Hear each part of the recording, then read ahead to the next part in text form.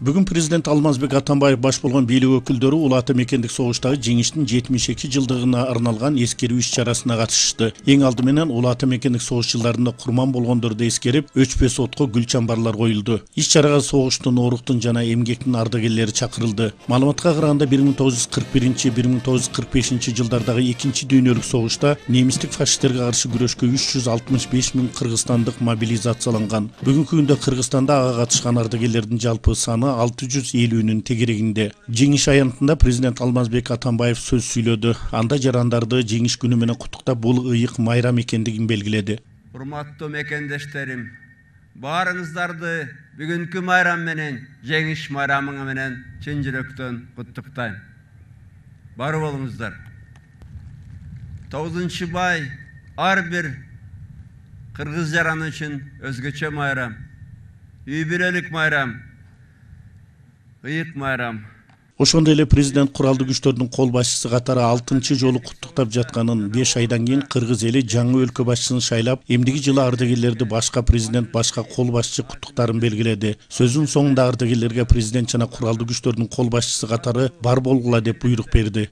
Атам өлсө да атамды көргөндөр, билгендер өлбөсүн деген сөз бар. Мен силерди көргөндө өзүмдүн атамды көргөндөй болом. Aman esen bolgula. Aman esen bolgula.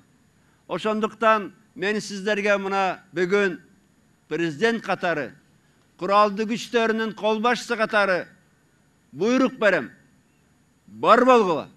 Aman esen болгула. Эмдиги жылы ушул майрамды сөзсүз бала чака менен чогуу тозкула, аталар апалар. Бүгүнкү майрамга карата таң эртең менен миңдеген адамдардын катышуусунда Бишкектин түштүк дарбазасынан өлбөс полк жүрүшү башталып, жеңиш аянтына чейин улантылды. Анын катышуучулары бүгүнкү күндүн улуулугу, аталардын эрдиги унутулбастыгын белгилеп жүрүп олтурушту. Алар колуна согуштан кайтпай калган, кийин каза болгон ардагер чоң ата, чоң энелердин сүрөттөрүн, түрдүү жазууларды кармап алышкан. Жүрүштүн коопсуздугуна милиция кызматкерлери көз салып турушту. Эскерүү акциясын шаар бийлиги жарандык активисттер менен бирге уюштурган. Алардын белгилешинче, быйыл 4 жыл өтүп жаткан жүрүштүн буга чейинкилерден айырмачылыгы катышуучулардын көптүгү экендиги белгиленди.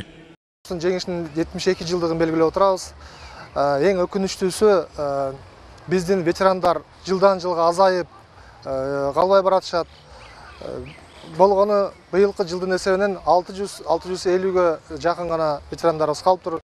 Бүгүнкү жеңиш күнүнө арналган иш-чаралар Ордо калаанын эл көп чогулган жерлеринде концерттик программалар менен улантылып жатты. Бүгүн 9 май улуу жеңиш майрамы менен эң биринчи ушул биздин ардагерлерибизди, аны менен бирге ушул биздин кыргыз элин дагы улуу жеңиш майрамы менен куттуктайм. Эми Кыргызстаныбызда ар дайым ачык аспан болсун, элибизде жакшылыктар, ийгиликтер болсун. Майрамыңыздар менен. Өзгөчө ушу аталарыбызды, апаларыбызды, согуш ардагерлерин чын жүрөгүм менен куттуктайм. Эмне калайм? Бир гана нерсе айткым келет, мен сиздерге өзүмдүн атыман дагы, өзүмдүн үй бүлөмдүн атынан дагы, тууган тушкандардын атынан дагы ушу согуш ардагерлерине чын жүрөгүмдөн таазим этем, чын жүрөгүмдөн рахмат айтам. Биз сиздерди эч качан унутпайбыз деп гана айта алам.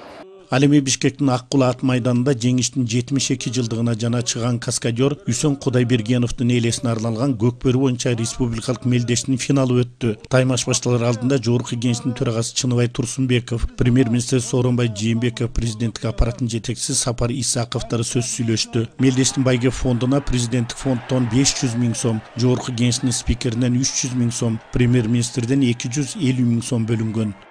Каныбек Темиров, Нурсултан Пиназаров, 7 канал Бишкек өкүлчүлүгү.